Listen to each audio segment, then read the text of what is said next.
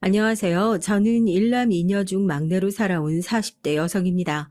다른 것보다 가정교육의 중요성을 절실히 느끼며 살아왔는데요. 저희 아버지는 자식들이 어렸을 때부터 늘 하시던 말씀이 있으셨습니다. 너희가 아직 미성년자라 부모 보호가 필요한 선에서 모든 것을 제공해 줄 것이지만 성년이 되면 너희들 앞가림을 직접 해야 돼.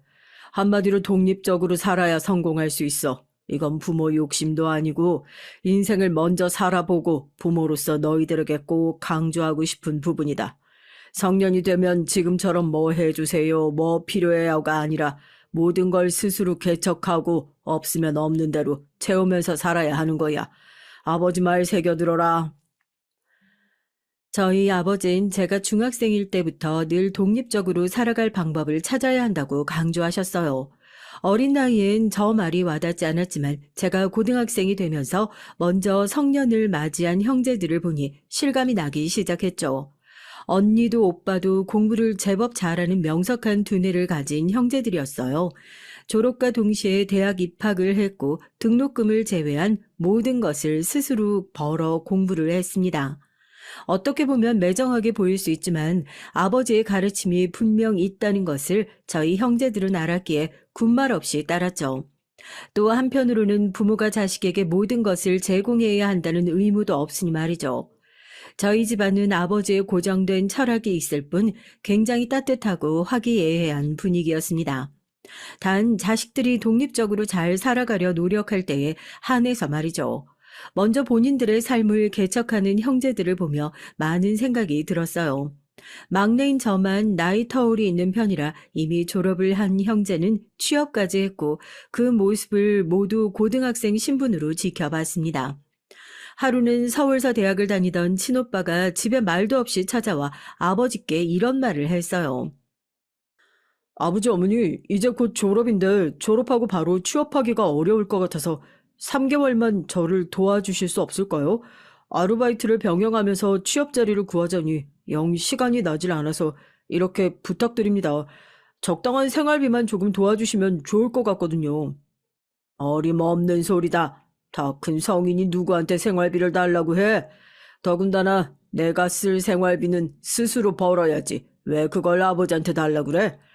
이런 모든 변수까지 다 책임지는 게 네 인생이고 앞가림하는 거다. 살다 보면 지금 이 변수는 아무것도 아닐 정도로 큰 변수들이 찾아오는데 그럴 때마다 부모한테 찾아와 도와달라고 손 벌릴 거야? 너 스스로 알아서 해결하도록 해. 방법은 다양하다.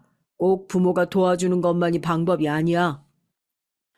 네, 아버지 저도 잘 알고 있습니다.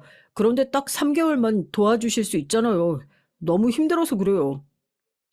아버지는 너희들보다 더 굳은 상황에서도 어떻게든 살아냈다. 그래서 지금의 아버지 모습이 있는 거야. 겪었던 그 순간엔 죽을 것 같이 괴로워도 현명하게 스스로 해결하고 지나서 보니 아무것도 인생의 큰 발판이었어. 그러니 너희들도 부모한테 기대 버릇 하지 말고 독립적으로 살 생각을 해. 솔직히 아버지가 도와주실 줄 알았습니다. 큰오빠는 공부에 뜻이 있던 사람이라 졸업 후 바로 서울에 있는 대학에 갔고 기숙 생활을 하며 공부만 했어요. 졸업한 후 바로 취업이 어려웠던 것도 들어보니 조금 더 좋은 조건으로 가기 위해 신중했던 겁니다. 오라는 곳도 있었지만 말이죠. 졸업을 했기에 나와 살아야 했고 그간 아르바이트에서 모은 돈으로 자취집을 마련하느라 여윳돈이 한 푼도 없었어요.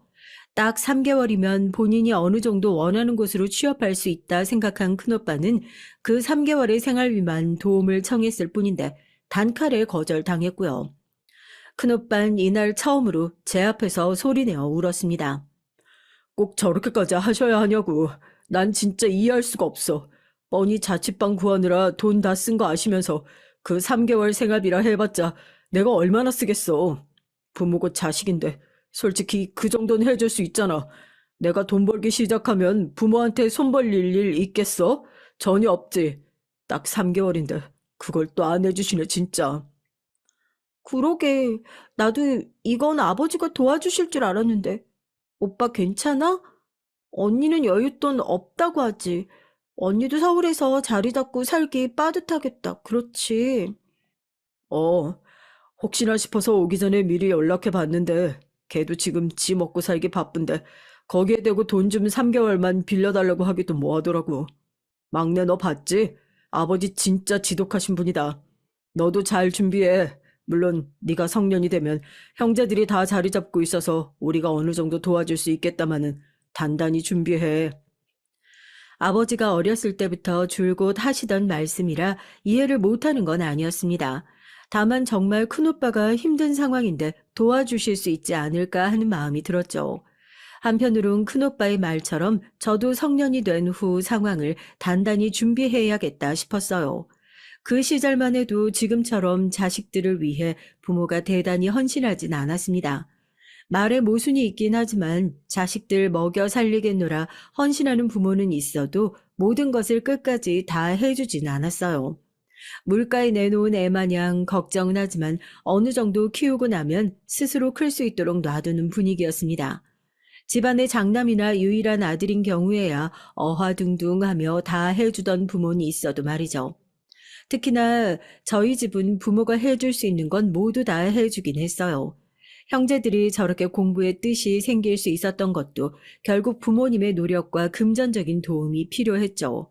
다만 모든 것을 해줬으니 성년이 된 이상 기대지 말고 스스로의 삶을 개척하라는 아버지의 뜻이 있었을 뿐입니다. 저희 아버지가 이렇게까지 강요를 하시는 것엔 그만한 이유가 있었어요. 아버지 유년 시절 친할아버지께서 그렇게 엄격하셨던 분이셨죠. 자식들보단 본인의 행복한 삶이 우선이셨던 분이셨는데 그 밑에서 자란 아버진 독립적으로 뭐든 다 하셨어야만 했어요. 더군다나 첫사랑인 어머니를 만난 후 결혼을 하고 싶은데 손에 쥐고 있는 게 없어 어머니를 얻기 위해서도 밤낮 없이 일만 하셨다고 들었습니다. 심지어 친할아버지는 여유가 있으신데도 불구하고 자식들을 돕지 않으셨어요. 성공한 자식만 내 자식이다라는 사상이 있으셨던 분이라 오히려 성공을 하고 얼굴을 보여야 돈이라도 쥐어주셨다고 해요. 아버진 서러움 속에서 살아야 했지만 그 결과 아버지를 이렇게나 성장시켰다고 생각을 하셨어요. 만약 그때 친할아버지께서 그렇게 채찍질을 하지 않으셨더라면 지금의 아버지 모습은 없었을 거라 하셨죠. 저희 아버지가 딱 개천에서 용난 케이스의 자수성가의 아이콘이셨거든요. 아무것도 해주지 않았는데 홀로 성공해서 동네에서도 이름만 말해도 다 아는 분이셨죠. 저희 아버지가 살아온 인생을 알고 있었기에 아버지의 뜻을 매우 존중했고 강요하시는 것도 당연하다 생각했습니다. 다만 점점 시간이 흐르며 성년이 코앞으로 다가왔을 때 전 머리가 복잡했어요. 아무것도 하고 싶은 게 없고 형제들처럼 공부를 뛰어나게 잘해서 그쪽으로 갈 수 있는 것도 아니었죠. 이런 사실을 부모님도 알고 계셔서 한 번은 진지하게 물어보기도 했습니다. 막내 넌 내일 모레 성년인데 어떻게 살 생각이니? 공부 쪽으로 갈 것도 아닌 것 같고 도무지 감이 안 잡혀서 물어본다. 저도 아직은 잘 모르겠어요. 생각은 많은데 제가 뭘 할 수 있는지 아직도 모르겠거든요. 그렇구나. 네가 막내라 그런지 유독 걱정이 되네. 막내라고 해서 형제들이랑 다른 대우가 있을 거란 기대는 하지 마라. 장남도 장녀도 절대 안 도와준 게 이 아버지라는 거 잊지 말고 뭐든 하나라도 시도를 해봐. 지금 당장은 아무것도 못할 것 같아도 하나씩 부딪히기 시작하면 결과가 있을 거다. 아버지 말씀을 듣고도 전 모르겠었죠. 성년이 되면 무조건 집에서 나가야 하는데 당장 어디로 가야 할지도 모르겠었습니다. 제가 곧 성년이 되는 걸 아는 형제들이 오히려 연락이 왔죠. 막내 너 서울로 올 거야? 어떻게 할 거야? 아직도 뭐 할지 결정 못 한 거야? 차라리 대학을 가지 그랬어. 공부라도 하면 뭐라도 할 수 있잖아. 막내야, 당장 돈 한 푼도 없지? 우선 언니 집으로 와서 같이 살자. 집 구하는 거 보통 일 아니야. 돈도 많이 들고. 무엇보다 너 아직 어려서 위험하니까 언니 옆에 있는 게 좋겠어. 형제들은 저마다 도움을 주기 위해 연락을 해왔고 마음은 한편으로 편했어요. 문득 그런 생각이 들기도 했습니다. 전 이렇게 형제들이랑 나이 터울이 있어 도움이라도 받을 수 있지. 형제들은 맨 땅에 헤딩하듯 어떻게 나가서 산 걸까 싶었어요. 또 형제들은 할 수 있는 걸 도대체 왜 저만 못하고 이 모양일까 싶어 자책도 했습니다. 성년이 되고 한 달 정도 지났을 무렵 아버진 제게 말씀하셨어요. 막내 이제 나가니 언제 어떻게 뭘 할 건지 계획을 말해주던가 해야지. 계속 이렇게 허송세월 살듯 시간만 보내는 건 안 돼. 한 달이면 충분했다고 본다. 네, 아버지. 안 그래도 내일 모레 나가는 날이에요. 당장은 뭘 해야 할지 잘 모르겠지만 나가서 어떻게든 자리 잡고 연락할게요. 나름 당당하게 말을 내뱉으며 언니네 집으로 나왔지만 제 방황은 한 달이 아니라 무려 반개월 동안 이어졌습니다. 도무지 뭘 해야 할지 모르겠더라고요. 마냥 놀 수는 없으니 식당에서 설거지 일을 하며 반개월을 흘려보냈습니다. 이런 저를 보며 늘 도움을 주려던 형제들도 나무라기 시작했어요. 막내 너 언제까지 설거지만 하고 있을 거야? 네가 이제 20살인데 그 좋은 청춘을 왜 식당에 박혀서 설거지만 하면서 보내고 있냐고. 형제들이 이렇게 도와준다고 하면 뭐라도 해봐야 할 거 아니야. 안 그래? 우린 아무것도 없이 도움도 못 받고 여기까지 왔는데 막내 넌 해준다는데 도와준다는데도 왜 못하고 그러고 있어? 그래, 막내야. 이건 오빠 말이 맞아. 우린 아무것도 없이 서로 사는 게 지옥이라 돕지도 못하고 여기까지 왔는데 넌 도대체 무슨 생각인 줄 모르겠다. 지금 네 나이에 설거지나 하고 있을 때가 아니잖아. 평생 남의 식당에서 설거지나 해주면서 살 거야? 정말 나도 답답해 미칠 노릇이야. 나도 뭐라도 하고 싶은데 정말 아무것도 모르겠는 걸 어떡해? 누군 좋아서 매일 설거지나 하고 있겠어? 허송세월 보내는 게 나도 아까우니까 그 시간에 일이라도 해서 돈이라도 모아두자 하는 마음으로 일하는 거지. 언니 오빠가 나 도와주는 거 정말 고맙게 생각하는데 이렇게 다그친다고 없던 해결책이 나오지 않으니까 자꾸 나한테 이러지 마. 솔직히 정말 서운하기도 했어요. 성년이 되면 내가 뭘 해야겠다라는 생각을 바로 하고 진로를 결정할 수 있지만 저처럼 방황하는 사람도 있을 수 있는 거 아닌가 싶어서요. 저도 제 앞길을 차라리 누군가 정해주면 좋겠다 싶었습니다. 형제들뿐만 아니라 부모님도 반개월이 지나도록 어떠한 소식이 없는 절 너무 걱정하셨죠. 전 이걸 다 알면서도 못 들은 척했고 모른 척하며 귀를 막았습니다. 형제들이 자리 잡고 있는 서울 땅에 오신 적이 단 한 번도 없던 부모님이 어느 날 갑자기 기습 방문을 하셨어요. 이건 누가 봐도 자리 못 잡고 있는 막내를 보러 오신 거였죠. 아니나 다를까 일을 마치고 급히 집으로 가보니까 부모님과 형제들은 굳은 표정으로 앉아 있었습니다. 어떤 말이 나올지 너무 뻔해서 정말 듣기가 싫었어요. 그래, 너희가 이렇게 사는구나. 둘째가 이렇게 꾸리기까지 고생 참 많이 했겠다. 대견하다.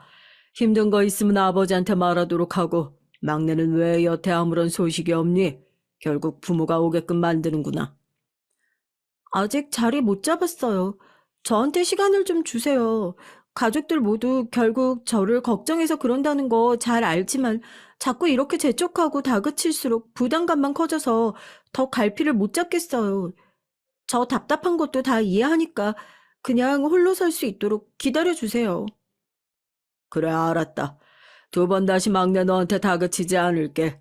생각해보니 자식들한테 독립 똑바로 하라고 말이야 해놓고 내내 간섭하고 있었구나, 아버지가. 네 인생이니 스스로 알아서 잘 살도록 해. 부모 보러 고향으로 내려오기도 하고, 너희들.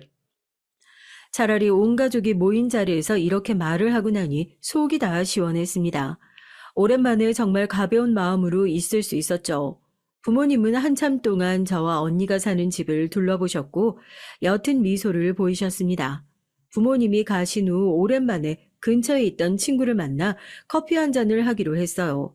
친구를 만나러 나가는 길에 지나다가 우연히 미용실에서 시선이 갔는데 전 화들짝 놀라고 말았습니다.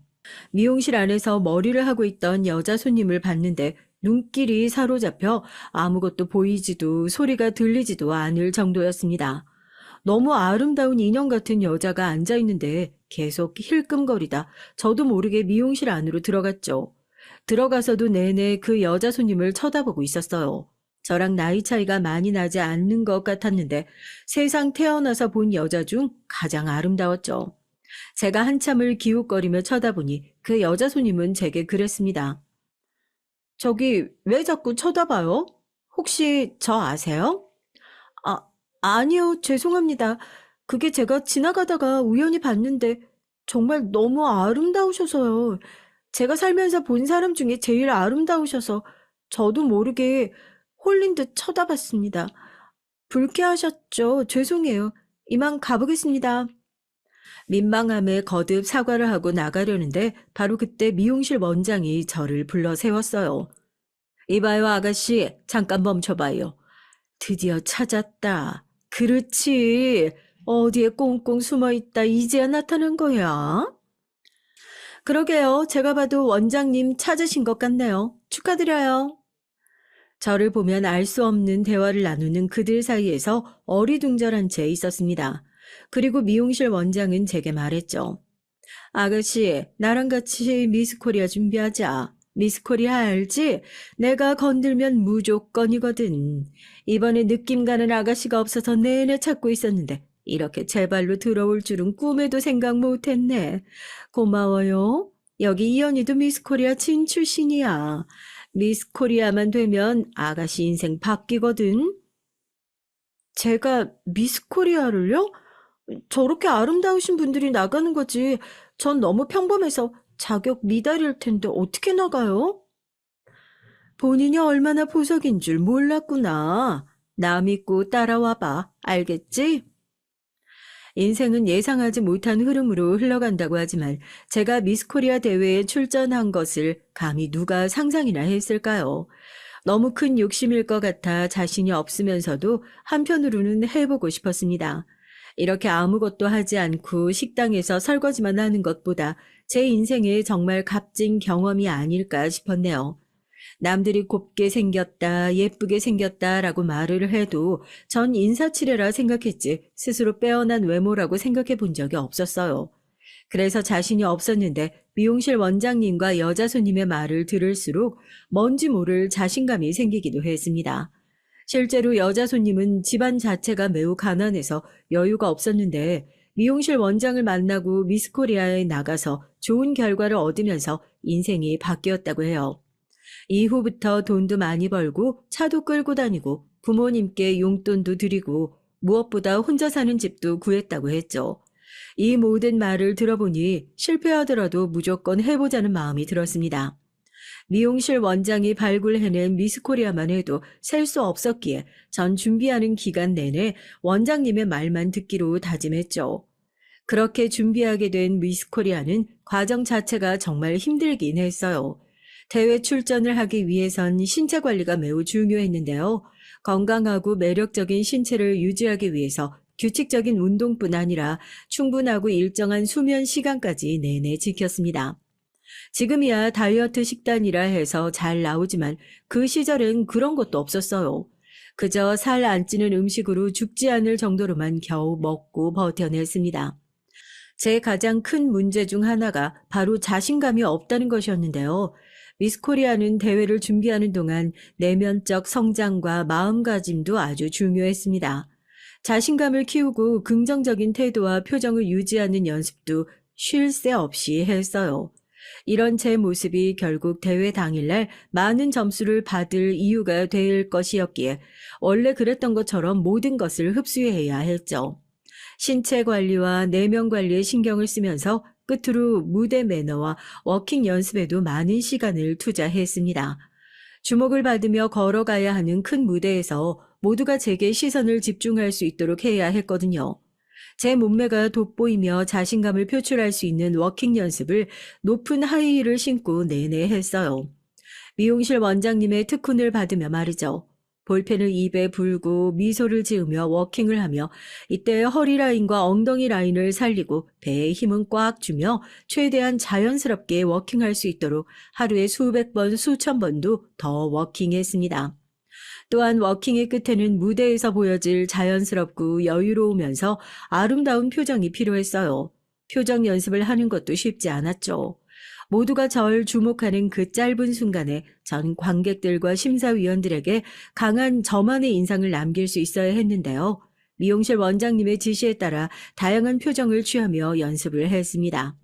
어느 정도 기본적인 부분 연습을 모두 완료하면 이젠 다른 연습들을 해야 했죠. 미스코리아라고 해서 외모만 보는 것이 아니라 지적 능력과 언변 능력도 보며 중요한 심사 요소 중 하나였습니다. 다양한 주제에 대해 자신의 생각을 논리적으로 잘 표현할 수 있는 능력이 필요해 미용실 원장님이 돌발 질문을 하면 전 여유롭게 답변을 하는 연습을 이어갔어요. 이렇게 연습을 하다 보니 이른 오전부터 새벽까지 하는 날도 많았습니다. 뭐라도 하고 있다는 것에 너무 행복했지만 부끄러움에 가족들에게 말하지 못해서 결국 오해를 사기도 했죠. 너 도대체 요즘 뭐 하고 다니는 거야? 아르바이트 끝나고도 남을 시간인데 지금 집에 들어와? 그리고 꼭두 새벽부터 나가질 않나? 너 뭐 하는 거냐고. 자꾸 이렇게 힘들게 할래? 일하는 거 시간 늘려서 그래. 사람 하나 더 구한다는 거 그냥 내가 하겠다고 했어. 그게 지금 말이야? 너 진짜 뭐 거기에 뼈 묻고 설거지만 하면서 살 거야? 일을 줄이고 제대로 된 일자리를 알아봐야지. 뭐 하는 거야, 정말. 언니가 걱정하는 거 다 아는데 저번에 아버지랑 우리 얘기했잖아. 나 좀 그냥 냅둬줘, 제발. 미스코리아 준비를 한다고 솔직하게 말할까 싶다가도 확실히 된 것도 아닌데 설레발치기 싫었습니다. 이런 제 마음이 결국 오해를 사고 말았죠. 언니 눈에는 제가 밤늦도록 놀러 다니는 철없는 막내 동생으로 보였을 거예요. 오해를 받는 게 억울하긴 했지만 언니 시선에선 충분히 그럴 수 있다고 생각해서 마음에 담아두지 않으려고 했어요. 이럴수록 제가 미스코리아에 나가 꼭 좋은 결과를 가져와야 한다는 욕심이 생겼고 이 악물고 연습을 했습니다. 그래도 혼자가 아니라 능력자였던 미용실 원장님이 계셔서 의지하며 할 수 있었어요. 거울만 보이면 수도 없이 연습했고 잘 때 빼고는 정말 이거 하나 보면서 최선을 다해 연습을 이어갔습니다. 이렇게 고된 준비 과정을 모두 마치고 대회 당일이 되었을 때 전 가족들에게 말했어요. 오늘 미스코리아 대회 있는 거 알지? 사실은 여태 그거 준비했어. 좋은 결과가 있기를 한마음으로 응원해주면 좋겠어. 뭐야? 그걸 왜 이제 말해? 언제부터 준비를 하고 있었던 거니? 여태 일찍 나가고 늦게 들어온 게 다 미스코리아 준비하려고 그랬던 거야? 언니한테라도 솔직히 말을 하지 그랬어. 이걸 대회 당일에 알려주는 사람이 어딨니? 가족들은 정말 많이 놀랐지만 그래도 응원을 받고 갈 수 있었습니다. 대회 당일에는 미용실 원장님께서 내내 강조하시던 말씀이 있으셨어요. 자, 우리 여태 정말 준비 잘했잖아. 그렇지? 긴장은 티를 내선 안 돼. 무조건 자신감 갖고 무대에 올라야 하는 거야. 너의 그 여유로운 마음가짐이 얼굴 표정에 티가 날 거고 그게 바로 네 매력으로 보일 거야. 알겠어? 그동안 노력한 게 있으니까 네 자신을 믿고 자유롭게 무대에서 날아봐. 온몸에 딱 힘주는 거 잊지 말고 특히 배에 힘 빡. 알겠지? 네, 원장님. 이상하게 엄청 떨릴 줄 알았는데 괜찮아요. 오히려 평소보다 더 미소도 나오네요. 저 진짜 제대로 보여주고 즐기고 올게요. 걱정 마세요. 대회 당일날만 떠올리면 덜덜 떨렸었는데 신기하게도 당일에는 떨리지 않고 그저 신이 났습니다. 함께 출전하는 참가자들을 보며 너무 떨어서 눈물까지 흘리는 경우도 있었는데 전 그 사이에서 웃고 있었거든요. 그래도 너무 들떠서 실수하지 않도록 무대에 오르기 전까지 심호흡을 충분히 해주고 마음을 가라앉히는 것에 집중했습니다. 참가자들과 조금 동떨어져서 시끄럽고 다급한 분위기에서 벗어나니 마음이 안정적으로 변했어요. 1년여간 준비했던 모든 것을 무대 위에서 뽐냈고 보여줬습니다. 그리고 미스코리아 선이라는 결과를 얻어냈어요. 눈물이 어찌나 많이 나오던지 감사한 사람들 얼굴들만 떠올랐습니다. 전 미스코리아 대회를 통해 얻은 게 너무나 많았어요. 아름다움을 보이는 단순한 외모가 아니라 내면의 건강을 채울 수 있는 아주 중요한 시간이었다고 생각합니다. 이후 제 삶은 미용실 원장님 말씀처럼 완벽히 바뀌었죠. 잡지, 표지, 모델부터 시작해서 각종 인터뷰와 탤런트의 삶이라 할 수 있을 정도로 늘 주목을 받았습니다.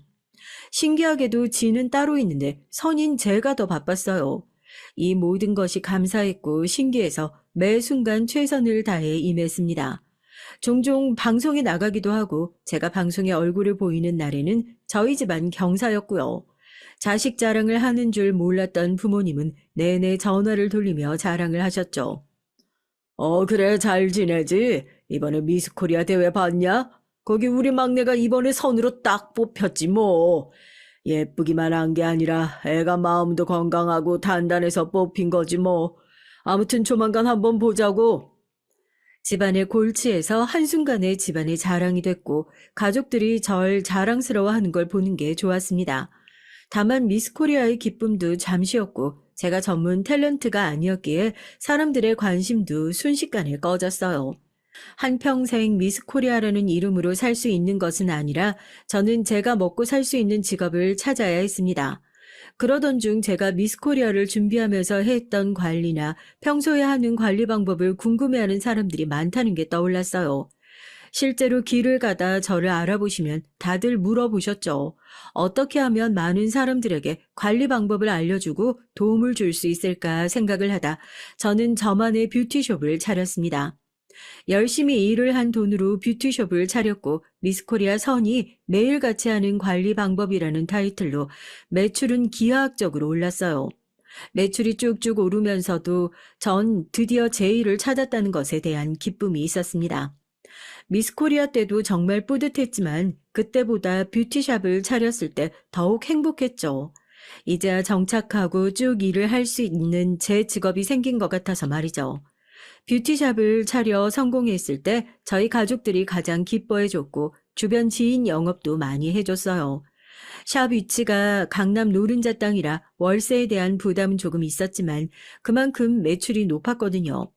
평생 만져보지도 못했던 돈을 만질 수 있게 됐고 이 공은 가족들에게 돌렸습니다.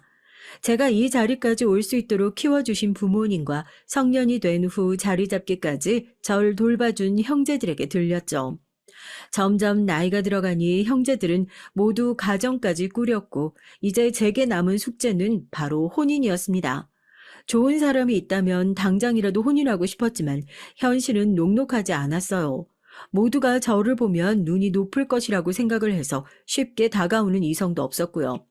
그러던 중 지인의 소개로 우연히 그를 만나게 됐습니다. 그는 첫인상이 무척이나 따뜻하고 좋아서 꽤 긍정적으로 상황을 끌고 갔었어요. 한참 그와 대화를 나누던 중 직업 얘기가 나왔습니다. 전 의사예요. 의사 집안 출신이라 아버지와 함께 한 병원에서 근무하고 있어요. 아, 그러시구나. 대단하시네요. 전 작은 뷰티샵에서 일하고 있어요. 의사라는 말을 듣고 전 애진작에 이 자리는 물 건너갔다고 생각했죠. 그리고 뷰티샵 원장이라고 말하면 너무 자랑하는 것 같아 겸손하게 일을 하고 있다고 표현했죠. 제가 의사라는 말을 듣고 마음이 식어버린 것은 의사 집안 아들의 대를 이어 한 병원에서 부자가 근무를 하고 있다는 건 정말 잘 사는 집안임이 틀림없었죠. 그것도 강남에 있는 병원이었으니 분명 저 부자 집안에서 저를 싫어하실 게 보였습니다. 그래서 애초에 상처받을 거고 이뤄지기 어려운 관계라면 더 진전이 없기를 바랐어요. 마음조차 주지 않았고 대충 자리에서 대화를 나누다 먼저 일어섰습니다. 그런데 그날 이후 내내 그는 연락을 하며 끝없는 구애를 펼쳤어요. 혹시 제가 마음에 안 들어서 그러시는 건가요? 전 저희가 좋은 관계로 충분히 발전할 수 있다고 생각을 하는데 저한테 기회를 주실 수 없을까요? 전 보자마자 첫눈에 반했거든요. 그래서 어떻게든 마음을 돌리려고 해요. 제가 좀 솔직한 편이라 솔직하게 말할게요. 강남 병원에 대를 이어 부자가 한 병원에서 일을 하는 의사다라는 말을 듣고 쉽게 다가갈 수 있는 여자가 몇이나 있을까요? 안 봐도 얼마나 대단한 집안인지 알겠는데 저희 집안은 못 따라가요. 그렇다고 부족한 집안도 아니고 흠잡을 거 하나 없는 저희 집안이 괜히 비교당하는 건 원치 않습니다. 끝이 보여서 애초에 시작조차 안 하는 게 좋을 것 같으니까 서로 시간 낭비 그만하시죠. 제가 싫은 게 아니잖아요. 그럼 저한테 기회를 주셔야죠. 저희 집 그렇게 대단한 집 아닙니다. 그리고 저희만 좋다면 뭐가 문제겠어요. 제가 의사라고 해서 달라질 것도 없고 무엇보다 중요한 건 제 마음 아닐까요? 다른 거 말고 제 마음만 봐주세요. 그는 제 거절에도 끝없는 구애를 펼쳤고 결국 넘어가 버렸습니다. 그와의 연애는 안정적으로 보호를 받고 있다는 느낌이 많이 들었던 연애였죠. 그와 만나면 만날수록 함께하는 미래를 그리기 시작했습니다.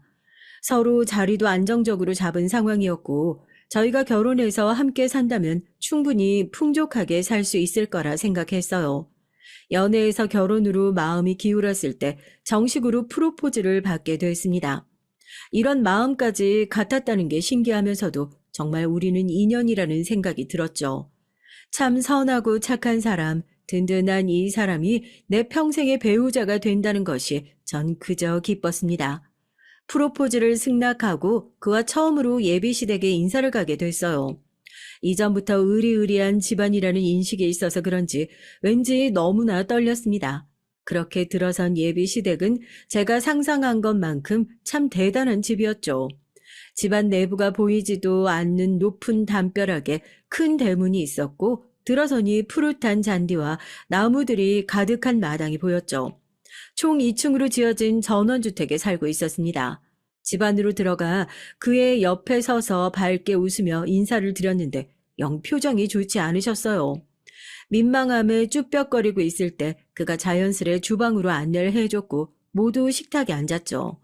시계 초침 소리가 들릴 정도로 아주 고요한 밥상 앞에서 전 어떠한 말도 꺼낼 수 없었고 제가 예상한 대로 저를 탐탁치 않아 하시는구나 싶었습니다.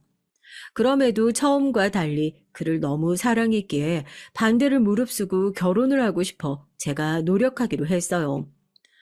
이렇게 초대해 주셔서 감사합니다. 제가 이 사람에 비해 많이 부족하지만 저희 각자 자리에서 최선을 다하고 있기에 잘 살 수 있어요. 결혼을 허락해 주시면. 제 말이 끝나기도 전에 예비 시어머니는 언성을 높이시며 말씀하셨어요. 어디 남의 집 귀한 아들을 고작 그 몸뚱아리로 꼬시려 들어? 내가 하도 어이가 없어서 너 같은 불려시 떼내려고 불렀다.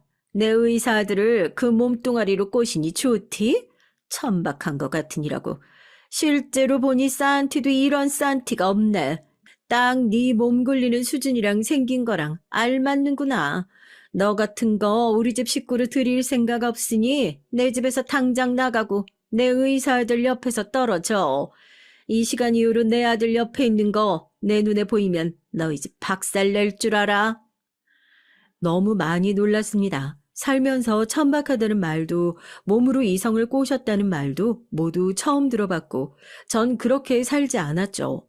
저런 말을 들을 정도로 제가 잘못한 것도 없고 잘못 살아온 것도 없어서 정말 서러웠습니다. 눈물이 눈앞을 가렸지만 전 입술을 꽉 깨물고 끝까지 참아냈어요. 감정을 최대한 추스르고 입을 열었죠. 대단한 의사 집안 아들 같아서 제가 이 사람한테 죽어도 만나기 싫다고 했거든요. 그런데 며칠 내내 찾아와서 애원하고 빌고 빌어서 만난 거예요. 아들이 의사인 것만 알지 아들에 대해서 잘 모르시나 보네요. 그리고 미스코리아라고 해서 몸뚱아리로 남자 안 꼬십니다. 제가 뭐가 부족해서 몸뚱아리로 남자를 꼬시고 유혹하겠어요? 저는 저 자체로도 빛나는 사람인걸요. 오늘 이렇게 말씀해 주셔서 너무 감사해요. 하마터면 이런 인성 바닥인 집안에 제가 며느리씩이나 될 뻔했지 뭐예요. 봐서 알겠지만 난 이런 인성 갖춘 부모도 싫고 그 부모의 자식인 당신도 싫어. 우리 헤어진 거니까 찾아오거나 매달리지 말아줘. 그럼 이만 실례하겠습니다. 차려주신 저녁 맛있게 드세요. 저게 어디서 감히 너 우리 집안이 어떤 집안인 줄 알고 입 놀리는 거야? 네가 이렇게 가면 끝일 줄 알았어? 너 내가 가만히 두나 봐라. 집안 하시니 반대로 물을게요. 저희 집안은 어떤 집안인 줄 알고 그러세요? 딱 여기까지 하고 끝내려고 했는데 열받아서 그렇게는 못 넘어가겠네요. 단 하나도 걸리지 않을 자신 있으셔야 할 겁니다. 그렇게 시원하게 다 내뱉고 나왔지만 다리가 후들후들 떨려 주저앉아 오열을 했어요. 그가 혹시라도 저를 쫓아나오면 어떻게 매몰차게 보내고 정리를 하지 고민을 했던 제가 바보 같은 순간이었죠. 그는 끝까지 나오지 않았습니다. 결혼까지 결심했던 사람과 한순간에 예상치 못한 이별을 맞이하고 전 많이 힘들었어요. 말을 저렇게 했지만 저들과 더 엮이고 싶지 않아서 아무것도 하지 않고 있었습니다. 그래도 일은 해야 하기에 집과 샵만 왔다 갔다 하며 살았죠. 그러던 어느 날 상담을 하고 있던 중 밖이 너무 소란스러워서 나가보니 예비 시어머니가 고래고래 소리를 지르고 계셨어요. 여기 숨어 있었구나. 너 내가 경고했지? 그렇게 가버린다고 끝이 아니라고. 너 가만 안 둘 거라고. 박살낸다고 내가 말했지. 네 윗대가리 사장 나오라 그래. 당장. 그 사장이 전데요. 교양 없이 뭐 하세요? 남의 영업장에서 이렇게 행패 부리면 경찰에 연행됩니다. 그쪽이랑 할 말 없으니 제 가게에서 나가세요. 왜 왔는지도 모르겠지만 갑자기 쳐들어와서 샵에서 행패를 부리니 난감했습니다. 하필 단골 손님들이 다 있는 시간에 와서 그러셨죠. 내쫓으려는 저와 나가지 않고 난리를 치는 예비 시어머니와 난리도 아니었어요. 한참을 그렇게 실랑이를 하다 결국 제 머리채까지 잡으셨죠. 이 몸뚱아리로 내 의사들 꼬신 불려시야, 어? 너는 여기서 이렇게 돈 벌고 하하호호하고 있을 때야? 넌 망해야 돼. 너 같은 천박한 것들은 망해야 된다고. 이거 놓으세요. 어딜 찾아와서 행패를 부리고 있습니까, 지금? 정말 눈 뜨고 봐줄 수가 없네. 본인 입으로 말하길 의사 사모님식이나 되면서 이렇게 저질스럽게 행동해도 됩니까? 그쪽들이랑 엮이고 싶은 마음 없으니까 제발 좀 나가시라고요. 이봐요, 여기 손님들. 이 원장이라는 여자가 순진한 내 의사들 몸뚱이로 꼬셔서 결혼하겠다고 우리 집에 찾아와 놓고 예비 시부모에게 쌍욕을 퍼붓고 갔어요. 우리 집은 풍비박산 만들어 놓고 아무렇지 않게 살아가고 있는 걸 내가 눈뜨고 어떻게 보겠습니까? 안 그래요? 이런 천박한 더러운 것들을 망해야죠. 없는 말까지 지어내며 저를 모함하기에 전 경찰을 불러 끌어냈고 경찰서에서 그가 찾아왔죠. 적어도 저를 보며 사과를 할 줄 알았는데 저를 모르는 척 쌩하니 지나쳤습니다. 어머니 뭐하러 저 여자를 찾아가셨어요? 이제 안 만날 거라고 제가 말씀드렸잖아요. 저도 저렇게 몰상식한 여자인 줄 몰랐으니까요. 그날 어머니께 하는 행동 보고 정내미가 떨어져서 만나라 해도 못 만나니까 걱정 마시고 앞으로 저 여자랑 엮이지 마세요. 저는 순간 제 귀를 의심했어요. 그날 이후 전 이별의 아픔과 괴로움 그리고 예비 시어머니에게 들은 폭언으로 상처받아 힘든 나날을 보냈죠.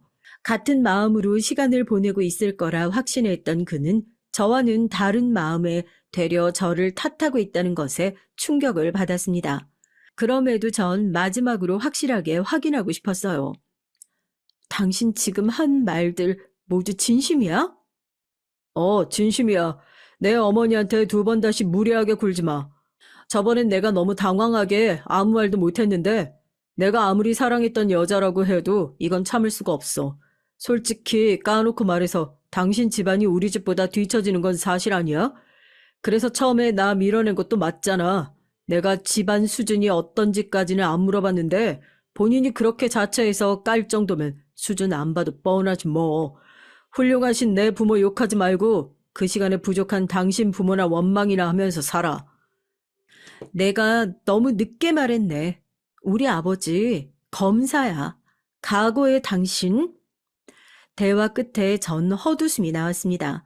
이게 정말 그의 진심이었다는 것을 알고 정신을 번쩍 차렸죠. 저 집에서 나왔던 그날 처참하게 무너지게 만들려다 참았던 이유가 바로 그와 함께 보냈던 시간 때문이었어요. 또 제가 공격을 하면 그도 함께 다칠 게 뻔해서 참았던 거였습니다. 그런데 이젠 그럴 이유도 없었고 더 엮이지 않고 끝내려 했지만 저희 부모님까지 욕된 상황에 참을 이유가 없었죠. 유치하고 치사할 수 있지만 눈에는 눈, 이에는 이를 보여주기로 했습니다. 경찰서에서 나와 저는 곧장 본가로 향했고 그간의 일들을 털어놨어요. 제가 만나는 사람이 있고 혼인 전제로 진지하게 만나는 것까지는 아셨지만 이후 인사를 드리러 간 것은 모르셨어요. 제가 겪은 일들을 모두 말하니 아버진 자리에서 벌떡 일어나셨고 어디론가 전화를 하셨죠. 그리고 제게 그러셨습니다. 막내야, 이건 도와달라고 할 게 아니라 당연히 이 애비가 해줘야 하는 일이다. 애가 검사인데 왜 엄한 곳에서 그런 취급을 받고 있었어? 그 집안 병원 먼지 하나 보이지 않을 정도로 탈탈 털어줄 테니 걱정하지 마. 아버지, 이런 꼴로 찾아와서 죄송해요.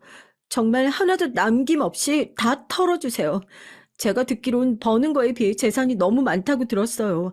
분명 비리가 있을 거니까 꼭 잡아주세요. 처참하게 만들어주세요. 병원 운영을 투명하게 했으면 좋았겠지만 그러지 않았어요.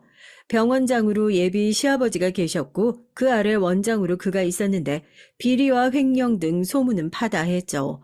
제게도 의사인 동창이 있어서 그 사실을 전해 들을 수 있었습니다. 제가 그 사람과 만나는 걸 알고 조심스레 해줬던 말이 있었거든요. 네가 행복해 보여서 너무 다행이긴 한데 오지랖이라 말하지 않을까 하다가 혹시 몰라서 말하려고 해.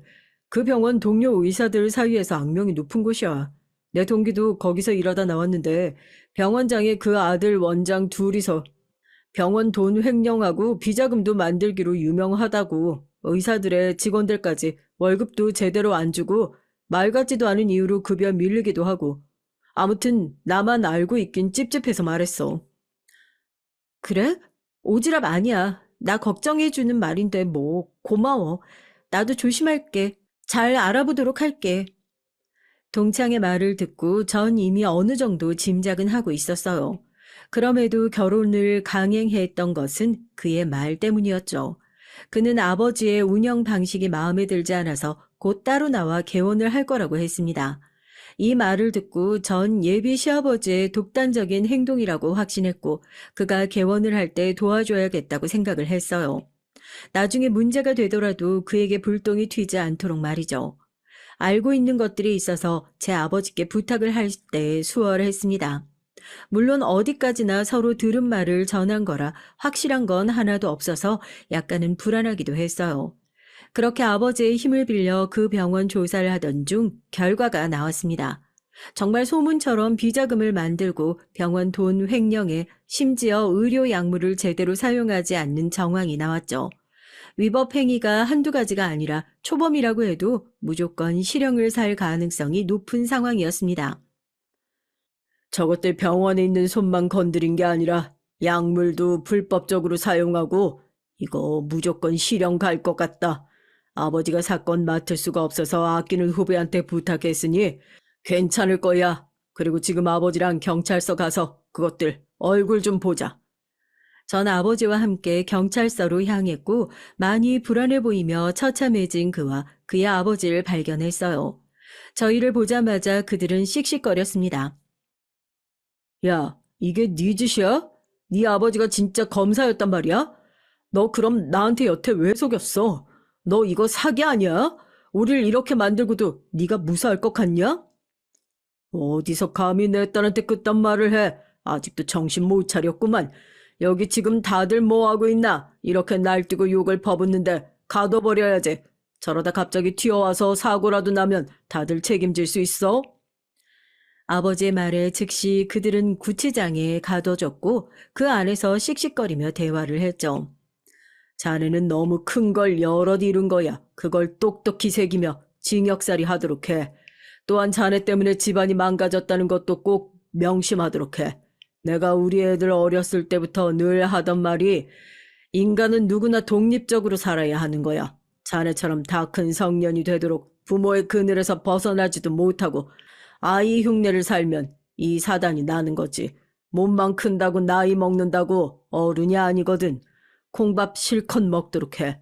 만약 내 딸 앞에 한 번만 더 나타나면 그때는 니들 가족 이 한국 땅 못 밟게 해줄 테니 각오하고. 바로 그때 고개를 내내 숙이고 있던 예비 시아버지가 고개를 들고 아버지를 보자마자 벌떡 일어나 90도로 인사를 하셨죠. 아이고 검사님 안녕하세요. 잘 지내셨죠? 아유 그게 검사님이셨군요. 아들 자식 잘못도 죄송합니다. 이런 일로 이렇게 마주하고 참 부끄럽네요. 아들 자식을 잘못 둔 게 아니라 아들놈도 제정신 아니고 자네도 제정신이 아닌 것 같네. 아들 탓만 할 게 아니지. 이건 온 집안 식구들이 다 똑같은 수준인 건데 그리고 자네 얼굴 보고 말하려 했는데 곧 또 조사 추가로 받을 거야. 그간 판검사 변호사들한테 뇌물 먹이고 무모한 일들이 있지. 그것도 수면에 올렸거든. 사람 되라고 주는 마지막 선물이니 잘 받게. 귀한 아들이랑 사이좋게 콩밥 잘 나눠 먹고. 예비 시아버지는 판검사 변호사 사자 들어가는 사람들에게 뇌물 먹이며 안 한 짓이 없으셨습니다. 그걸 너무 잘 알던 아버진 마지막 선물로 팡 터트리셨죠. 저희 아버지는 애초에 예비 시아버지를 취급조차 해주지 않으셨고 힘이 있다는 걸 알아 예비 시아버지는 늘 매달리는 입장이었던 거예요. 저도 이걸 알고 조금 놀랐는데 한편으로는 두 집안은 그야말로 지독한 악연이구나 싶었습니다. 시원하게 복수를 해주고 저희는 돌아왔고 처음으로 아버지께 이런 말을 들었어요. 우리 막내 이제 정말 다 컸구나. 그간 고생 많았다. 그래도 아버지가 아직은 힘이 있어서 우리 막내 도와줄 수 있다는 게 기쁘구나. 남들은 여자는 결혼해서 집에서 살림이나 하라고 하지만 아버지 생각은 다르다.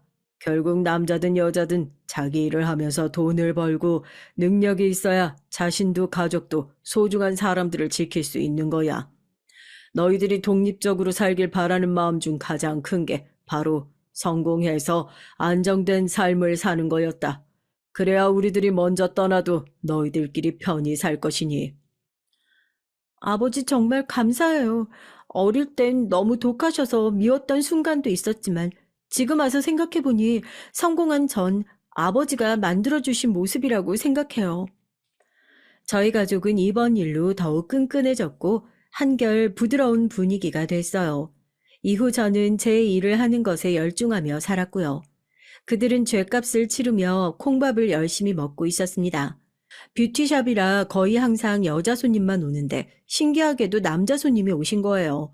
교사라고 하던 그와 대화도 잘 이어지고 재미있었습니다. 무엇보다 본인을 가꿀 줄 아는 남자라는 것에 눈길이 갔고요.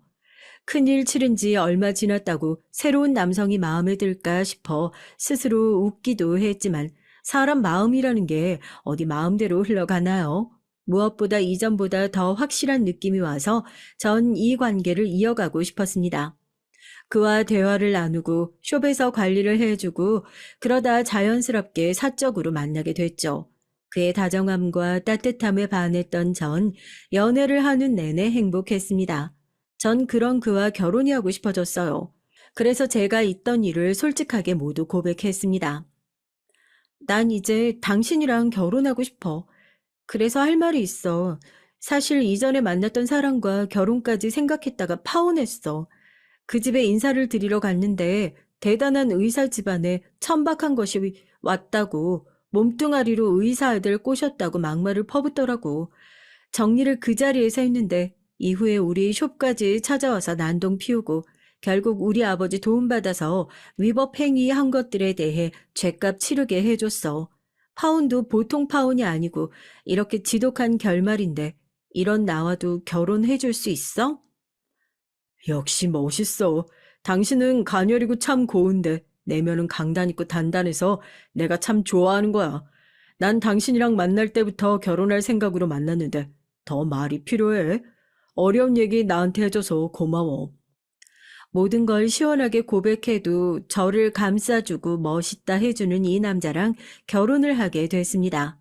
현재는 남편과 저를 닮은 아이 둘을 낳고 살고 있어요.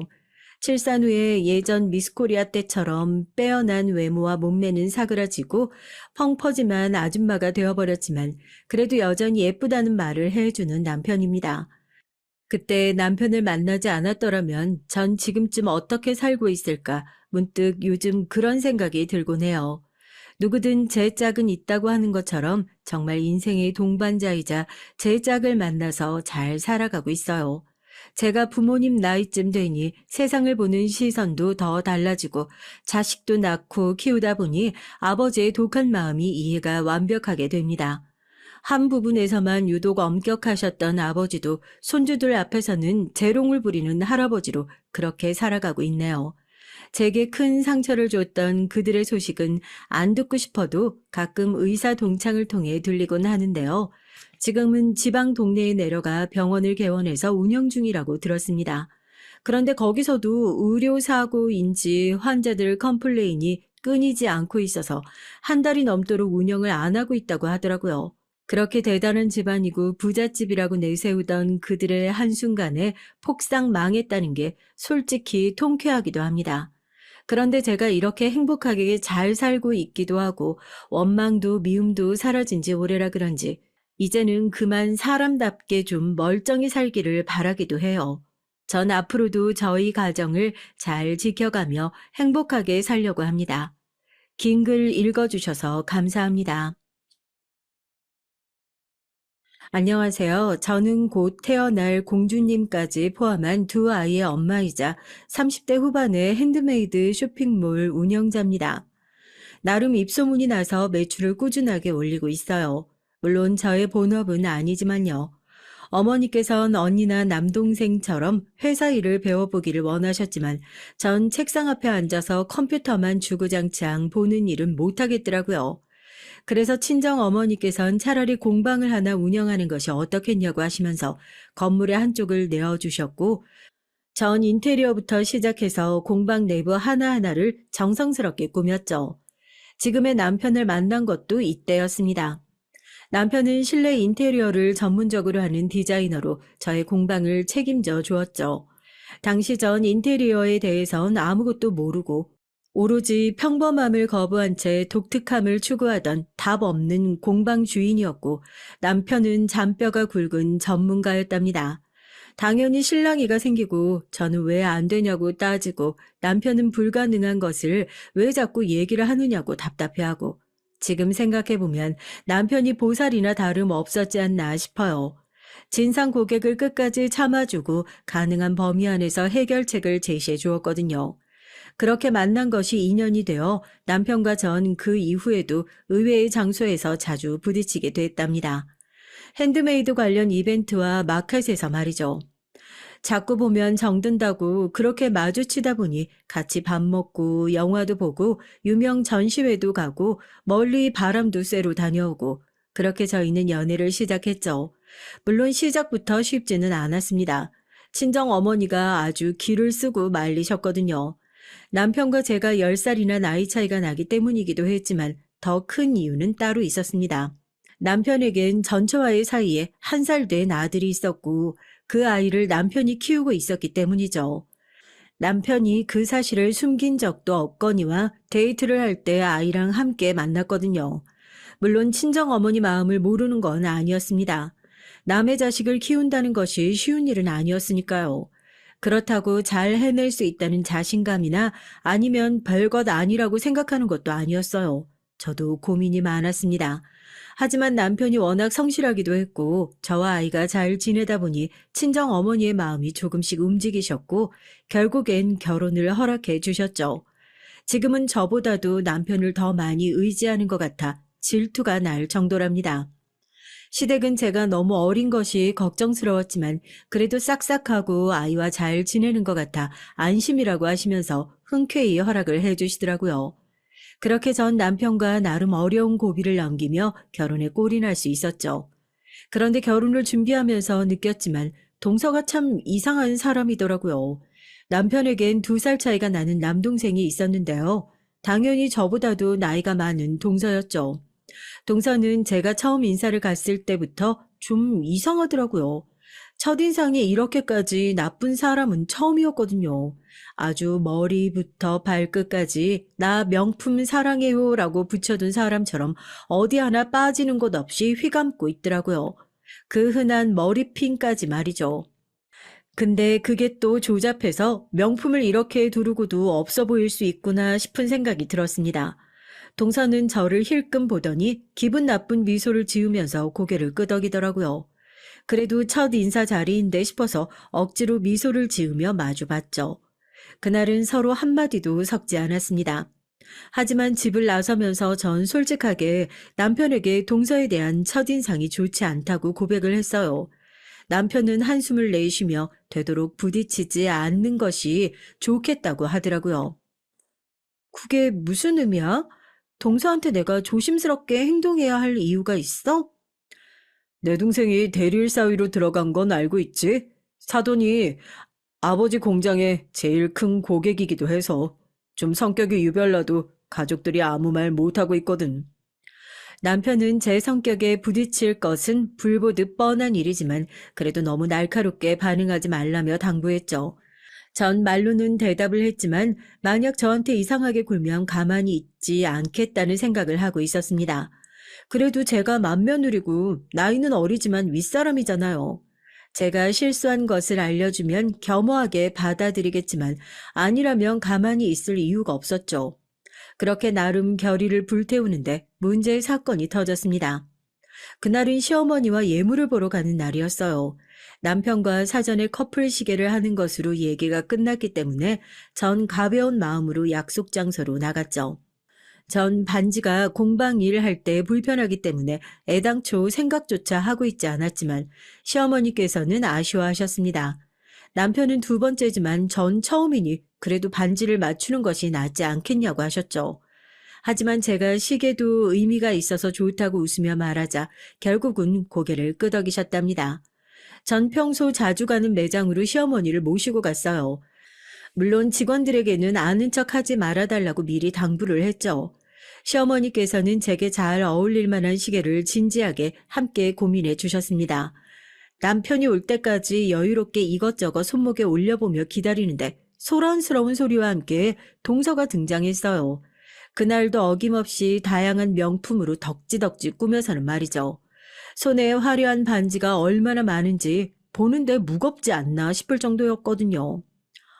어머, 여기서 뵙네요. 오늘 예물하러 오셨나 봐요.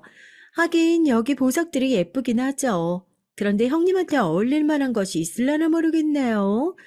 형님이 감당하기엔 가격대가 높을 텐데 말이죠. 보석엔 관심이 없어서요. 시계에 보석 화려하게 박는다고 무슨 의미가 있겠어요? 그냥 디자인이 잘 빠진 걸 보려고요. 아니, 아무리 그래도 초원인데 아주버님께서 반지도 안 주신다고 해요? 너무하시다. 아무리 초라해도 반지는 주셔야지. 그러지 말고 형님 마음에 드시는 반지 있으면 골라보세요. 제가 결혼 선물로 하나 정도는 가볍게 사드릴게요. 아니다. 형님은 이런 보석들 본 적 없으실 텐데 제가 추천해 드릴 테니까 그냥 그걸로 하세요. 말은 고맙지만 반지는 필요 없어서요. 일하는데 방해만 될 뿐이고.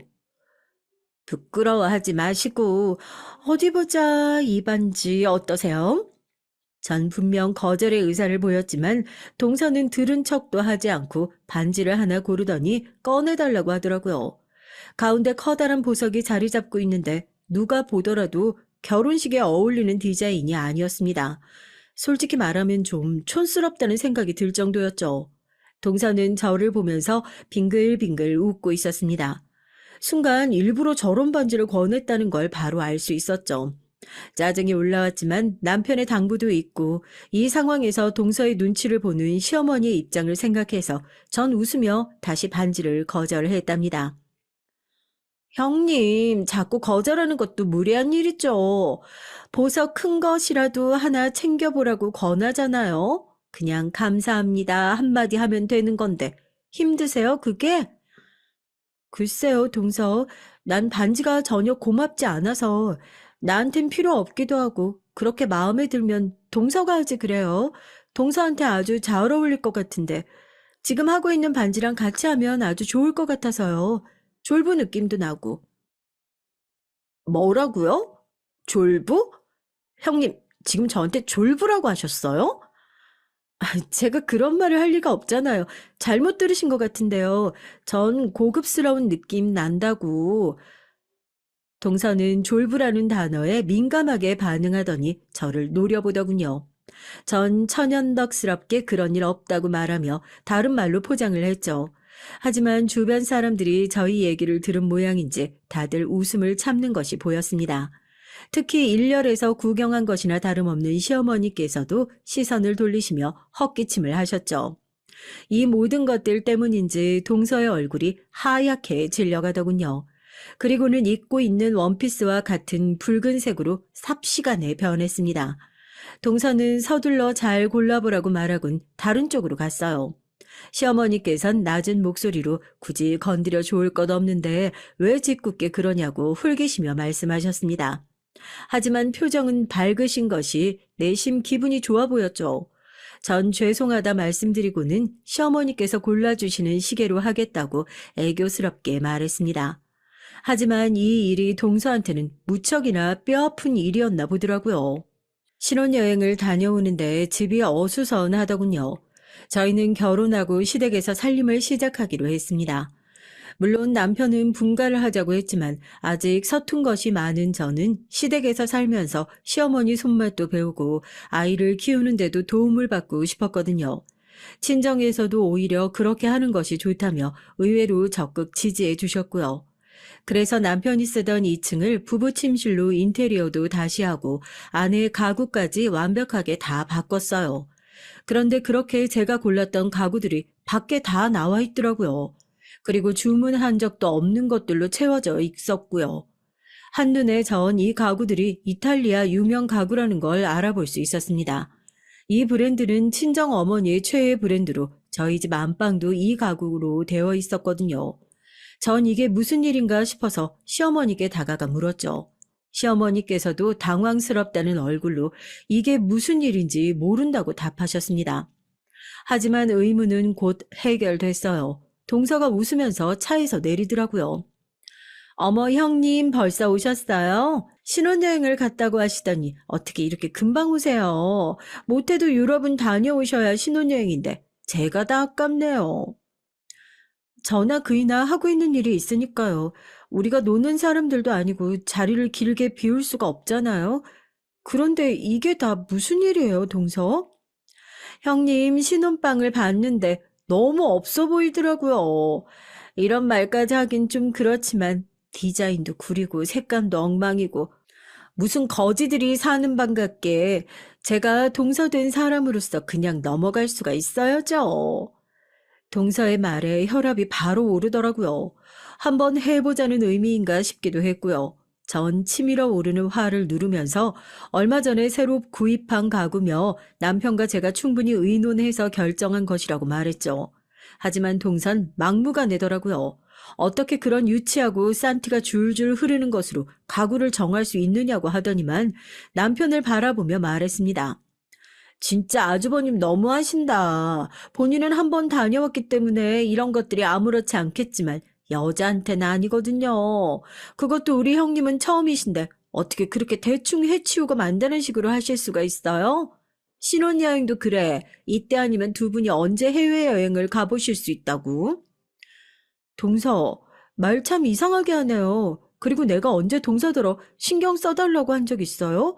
왜 말하지도 않은 걸 오지랖 떨면서 나서세요? 제 말에 동서가 잠시 흠칫 몸을 떨더니 절 똑바로 바라봤습니다. 저 역시 지고 싶은 마음이 없었기 때문에 같이 노려봤죠. 아마 그동안 다른 사람들은 동서의 말에 다 따르기만 했던 것 같은데 전 절대 그렇게 넘어가고 싶지 않았거든요. 한동안 그렇게 눈싸움을 하다가 갑자기 동서가 피식 웃으면서 눈을 아래로 내렸습니다. 그러면서 초라하게 보이도록 하고 싶지 않아서 나섰다니 괜히 욕만 먹었다고 하더군요. 그리고는 어깨를 으쓱거리며 그래도 자신이 선물을 했으니 이왕이면 좋은 것으로 바꾸라고 했어요. 당연히 동서가 준 가구가 고급인 건 알고 있었죠. 좋은 것으로 바꾸는 것이 낫지 않겠냐는 동서의 말도 틀린 건 아니었습니다. 그런데 이 상황에서 동서가 주는 것을 받으면 뭔가 자존심이 상할 것 같았거든요. 좋은 마음으로 준 것도 아닌데 그걸 넙죽 받기가 애매하기도 했고요. 남편과 시어머니께선 초조한 얼굴을 하고 저를 바라보셨습니다. 동서가 언제든 공장의 주문 수량을 취소해버릴 수 있다는 그 공포감에 두 사람이 이미 옴짝달싹도 못하고 있다는 것을 한눈에 알 수 있었죠. 전 어떻게 할까 고민을 하다가 순간 아이디어가 떠올랐습니다. 전 흥미롭다는 듯 저를 바라보는 동서에게 활짝 웃으며 말했어요. 잘 됐네요. 안 그래도 우리 방만 가구를 바꾸는 것이 눈치가 보였는데 동서 덕분에 시부모님 방 가구를 바꿀 기회가 생겼네요. 우리가 했어야 했는데 이렇게 동서가 먼저 나서주다니 정말 너무 고마워요. 형님, 제 말이 들리지 않으세요? 제가 형님네 방 가구라고 분명히 말씀드렸잖아요. 아, 왜 딴소리를 하세요? 그런데 우리 방은 이미 신혼방으로 준비가 다 되었는데 이제 와서 바꿀 순 없잖아요. 번거롭기만 하고 그러니까 동서가 큰맘 먹고 시부모님 방을 바꿔줬다고 생각해 주세요. 제 말에 동서는 더 이상 대꾸할 말을 찾지 못했다 싶었는지 입을 달싹거리다 휑하니 가버렸죠. 무슨 대여섯 정도 되는 아이가 화가 나면 쿵쾅거리며 걷듯이 소리를 내며 가는데 웃음이 나더라고요. 그 이후 전 사람을 시켜 시부모님 방을 새롭게 꾸몄답니다. 물론 그런 제 행동을 조마조마한 마음으로 남편과 시어머니께서 보고 계셨지만요. 동서와의 신경전은 이렇게 시작됐습니다. 점점 규모가 커진 것은 물론이고 사사건건 시비였죠. 그러다 전 그냥 듣고 넘길 수 없는 소리를 듣게 됐어요. 조부모님 제사라 집에서 한창 제사 준비로 바쁜 날이었습니다. 준비성이 철저한 시어머니께서 그럴 리 없는데 식용유가 떨어졌다고 하셔서 급하게 심부름을 다녀오고 있었어요. 집 근처에서 큰 소리로 전화를 하고 있는 동서가 보였죠. 어찌나 큰 소리로 웃으며 얘기를 하는지 지나가는 사람들이 한 번씩은 힐끗 바라볼 정도였습니다. 당연히 제 귀에도 명확하게 들리더라고요. 전 숨죽이고 동서의 대화에 신경을 쏟았어요. 딱히 이유는 없었지만 궁금하잖아요. 무슨 소리를 할지 말이죠. 형님이라고 나이도 어린 것이 눈 똑바로 뜨고 덤비는데 할 말이 없더라고. 이걸 어떻게 자근자근 밟아주지? 입고 다니는 꼴을 봐선 이전 형님처럼 개털인 것 같은데 뭐가 그렇게 당당한지 할 말 다 하는 거 있지? 주지혜. 어? 안 그래도 자꾸 눈에 거슬리면 이전 형님한테 했던 것처럼 해볼까 싶어. 한 번이 어렵지 두 번이 어렵겠어? 괜찮아. 내가 꾸민 거 알면 뭐. 이미 이혼했고 각자 갈 길 갔잖아. 그럼. 들었지. 원래 좀 이상했잖아. 내가 뭐라 말만 하면 겁을 잔뜩 먹어선. 내가 뭘? 이전 형님이 잘못한 거지? 안 그래도 아기 때문에 스트레스 받는데 입덧이 무슨 소리야? 감히 내 앞에서 입덧을 해? 자기 무덤 자기가 판 거야. 그래. 그래. 잠깐이지만 전 비명을 지르고 싶은 것을 겨우 참고 조심스럽게 발걸음을 옮겼습니다. 걸어가는데 등에서 소름이 돋으면서 머리칼이 쭈뼛하고 서는 기분이었죠. 결혼 전에 데이트하면서 남편에게 이혼한 이유를 그렇게 물었지만 단순한 성격 차이라고만 하더라고요. 자신도 잘 모르겠다고 하면서요. 전 통화 처음에 밟아주겠다는 등 이전 형님에게 했던 것처럼 해주겠다는 등의 말을 떠올리며 조심해야겠다는 생각이 들었습니다. 집으로 들어갔더니 한창 제사 음식 준비 중이시던 시어머니께서 놀란 눈을 하고 저를 보시더라고요. 나가서 무슨 일이 있었느냐고 말이죠. 잠깐 나갔다 왔는데 안색이 확 달라졌다며 걱정을 하셨죠. 전 차마 방금 들었던 얘기를 말하지 못했어요. 제가 제대로 좀 더 알아봐야겠다 싶었거든요. 그래서 아무렇지도 않은 척 하는데 벨이 울리며 동서가 들어왔죠. 동서는 제사 음식 준비하는 것을 빙 둘러보더니 몇 개 음식을 먹고는 고개를 끄덕이더라고요. 그러면서 시어머니께 음식이 저번보다 간이 좋다며 집에 갈 때 조금씩 가져가도 되겠다고 하더라고요. 전 어처구니가 없었지만 엿들었던 전화를 떠올리며 아랫 입술을 깨물었습니다. 살짝 녹음 못했던 것이 후회가 되더라고요.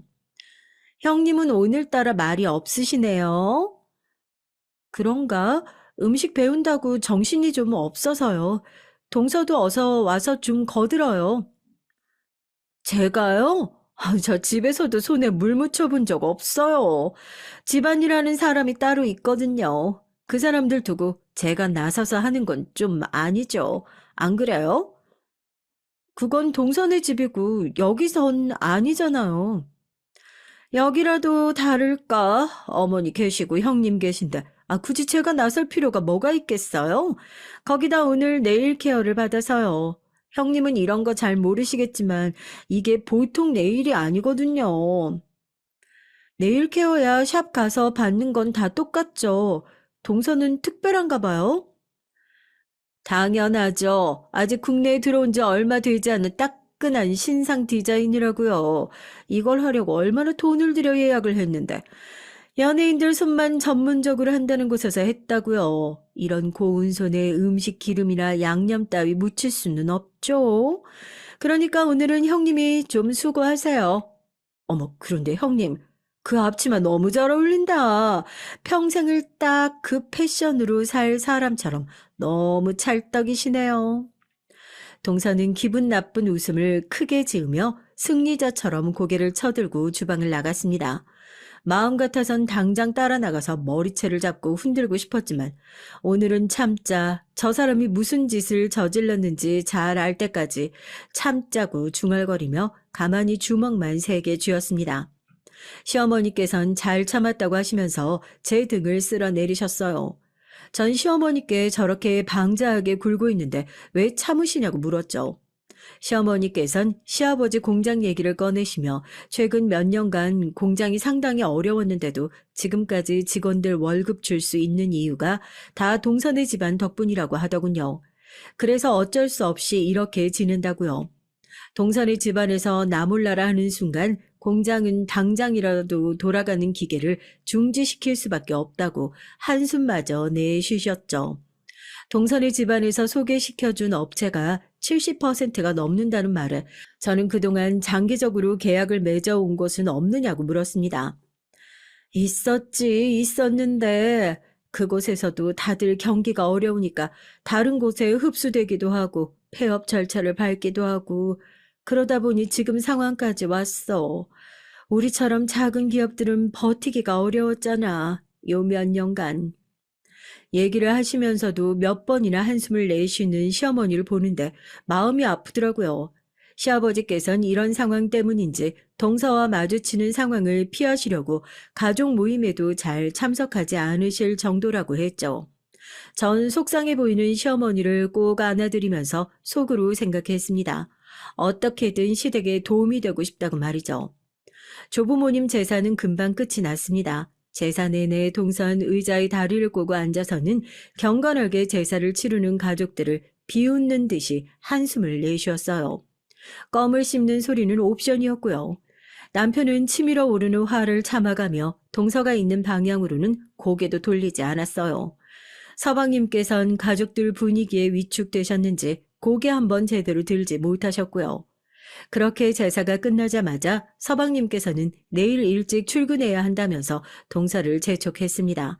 당연히 동서는 자신이 일찍 출근하는 것도 아닌데 왜 서둘러야 하느냐며 서방님께 따지듯 말했고요. 서방님은 사색이 되다 못해 얼굴이 흑빛으로 변하기까지 했습니다. 하지만 더 문제는 서방님보다 더 불편하다는 얼굴로 앉아 계시는 시부모님들의 안색이 점점 더 나빠지셨죠. 반복되는 재촉에도 동서는 아쉬운 듯 입맛을 다시고는 서방님께 짜증을 내며 자리에서 일어났어요. 문제는 그것만이 아니었습니다. 갑자기 동서가 가족여행을 가자고 하더라고요. 남편에게 물어보니 그동안 가족여행은 남편과 시부모님이 함께 다녀왔다고 하더군요. 그래서 이번엔 당연히 그런 줄 알았다고 하면서 갑자기 무슨 바람이 불었는지 모르겠다고 하더군요. 전 동서에게 이미 일본 온천 여행을 계획하고 있다고 말했죠. 저한테 말도 없이 지금 가족여행을 계획하셨다는 말씀이세요? 그동안 가족여행은 그렇게 갔다고 하던데요. 동서는 사돈 어른들과 함께 갔다고 들어서 당연히 이번에도 그렇게 되는 줄 알았죠. 이전엔 그렇게 했지만 이번부터 달라질 수도 있잖아요. 어떻게 저한테 상의도 없이 결정을 하세요, 감히? 전 동서의 마지막 말인 감이라는 단어가 무척이나 거슬렸습니다. 도대체 이 사람은 얼마나 잘났기에 이런 단어를 쓰는 걸까 싶었죠. 동서는 제가 말이 없자 곱비 풀린 망아지처럼 날뛰기 시작했습니다. 형님네 집에서는 어떻게 가르치시는지 모르겠는데요. 제가 형님보다 나이도 많고 이 집에서 며느리로 더 오래 살았잖아요.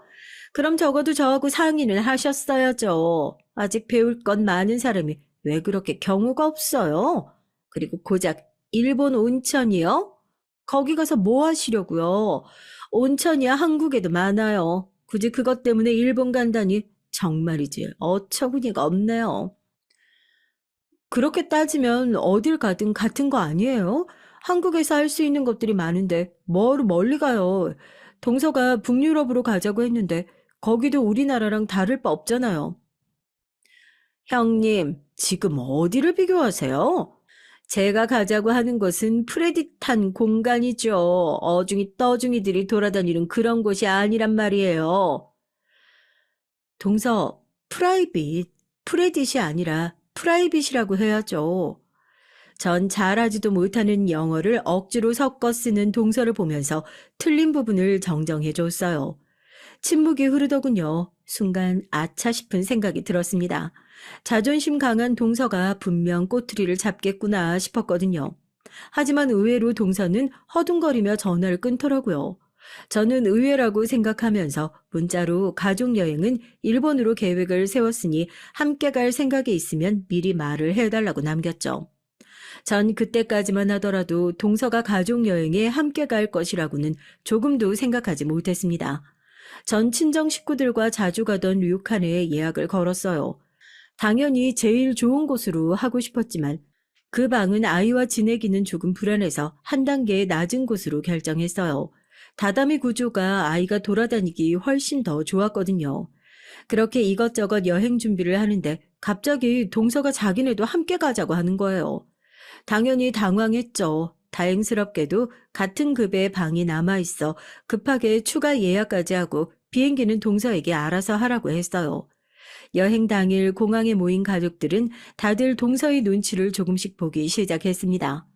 이제는 무슨 습관 같은 것이었어요. 오죽하면 아이도 제 품에 안겨서 동서를 힐끔거렸을까요? 하지만 동서는 그런 시선을 즐기는 사람처럼 보였습니다. 비행기 수속을 마치고 들어가는데 정말 어이없는 상황을 목격하고 말았습니다. 서방님은 저희와 같은 이코노미를 타는데 동서는 비즈니스라고 하더라고요. 아니 저희가 먼저 비행기를 예약했으니 어쩔 수 없다고는 하지만 어떻게 서방님은 버려두고 자신만 비즈니스를 탈 생각을 하는지 좀 당황스럽더라고요. 물론 충분히 동서라면 그럴 수 있다고 생각했지만 막상 그 상황을 눈앞에서 목격하니까 기분이 이상하더라고요. 하지만 전 곧 빵 터지고 말았습니다. 서방님께서 너무나도 편안한 얼굴로 시부모님과 함께 나란히 앉으시더라고요. 여기 자리 너무 좋다는 말까지 하시면서요. 그 편안한 얼굴을 보며 저는 동서 혼자서 비즈니스 가는 것이 여기 모두를 위해 좋은 일이겠다 싶었습니다. 동서의 만행은 거기서 끝나지 않았어요.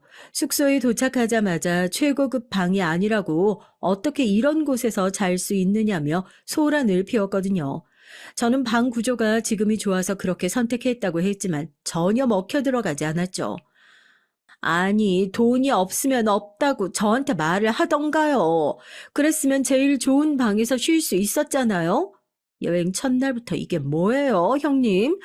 아니, 없이 살았으면 다른 사람한테 손 벌리는 것 정도야 아무 일도 아니잖아요. 그게 그렇게 망설여지던가요? 저한테 없는 소리 하는 것이 그렇게 자존심 상했어요? 아니, 어떻게 이런 구질구질한 곳을 방이라고 내밀어요? 말 조심해요. 여기가 어떤 곳인지 잘 알지도 못하면서 자신이 모른다고 말을 그렇게 막 해도 되는 곳은 아니거든요. 여기 일본 내에서도 제일로 쳐주는 곳이에요. 이렇게 소란 피울 만한 곳이 아니란 말입니다. 쫓겨나기 싫으면 조용히 하세요. 그래봤자 료칸이잖아요. 괜히 말 돌리지 마시라고요. 당장 제일 고급으로 바꿔달라고 하세요. 난 그럴 마음이 없으니까 원하면 동서가 직접 얘기해요. 전 멀쩡한 숙소를 헐뜯으며 스트레스를 주는 동서를 도저히 상대할 수 없겠다 싶어서 마음대로 하라고 하고는 시부모님을 안으로 모셨어요. 얼마 후 동서가 직원과 실랑이를 벌이는 것이 보였지만 전 무시하고 제 할 일만 했죠. 소란스러움에 안주인까지 나선 모양이더라고요. 곧 동서는 서방님과 함께 다른 숙소로 가겠다고 말하며 서방님께 가방 똑바로 들라는 소리까지 하고는 횡하니 나가버렸죠. 안주인이 평소와 다름없는 미소를 지으며 저를 찾아왔습니다.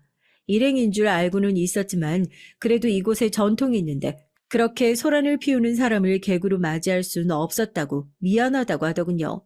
저는 전혀 그렇게 생각할 필요 없다고 말하며 오히려 내보내주어서 고맙다고 했죠. 안주인은 시집 갔다는 얘기는 들었지만 이렇게 시댁 식구들과 이곳을 찾아줄 것이라고는 생각하지 못했다며 즐거운 시간을 보내라는 말을 남기고 갔어요. 남편은 안주인과 잘 아는 사이냐고 신기한 듯 물었지만 전 그저 웃기만 했답니다. 그렇게 숙소가 달라지니 동서를 만날 일이 잘 없더군요. 덕분이라고 해야 할지 남은 저희 가족들은 여유롭게 온천을 즐기면서 말 그대로 힐링의 시간을 만끽하고 있었답니다. 동서가 보이지 않는 것이 불안하긴 했지만 그래도 뭐 어쩌겠냐는 생각으로 전 동서를 잊으려고 했죠. 하지만 여행의 마지막 날 사건이 터지고 말았습니다. 갑자기 동서가 숙소로 찾아와선 자신이 최고급 가게를 예약했다고 하면서 저희에게 나오라고 하더라고요. 여행 기간 동안 연락 한 번 없던 사람이 갑자기 나가자고 하니 다들 어리둥절하면서도 어쩔 수 없이 따라 나섰죠. 동서가 데리고 간 곳은 확실히 최고급 레스토랑이더군요. 제가 듣기로는 셰프가 이탈리아의 5성급 호텔에서 일하던 사람이라고 그 지역에서도 유명한 곳이었죠. 저도 몇 번 과거에 왔었는데 음식이 나쁘지 않더라고요. 하지만 가격이 너무 사악해서 자주 올 만한 곳은 아니라고 생각했죠. 그 가격만큼의 맛은 좀 아니다 싶었거든요. 동서는 이런 곳을 예약하기가 얼마나 어려웠는지 아느냐며 공치사로 시작하더니 자신이 알아서 음식을 주문했으니 편하게 즐기기만 하면 된다고 하더라고요. 곧 음식이 나오고 나름 시그니처 메뉴들만 주문을 했는지 먹어본 적이 있는 것들이 나오더군요. 저는 내심 다행이라고 생각하면서 아이를 챙기는 것은 물론 낯설어하는 시부모님도 챙겨드렸습니다. 형님, 이런 곳에서 아르바이트 해보셨나 봐요. 엄청 능숙하세요. 딱 서빙하는 사람들처럼 말이죠. 일을 해봤다고 말하기는 좀 그렇고 경험이 있어서요.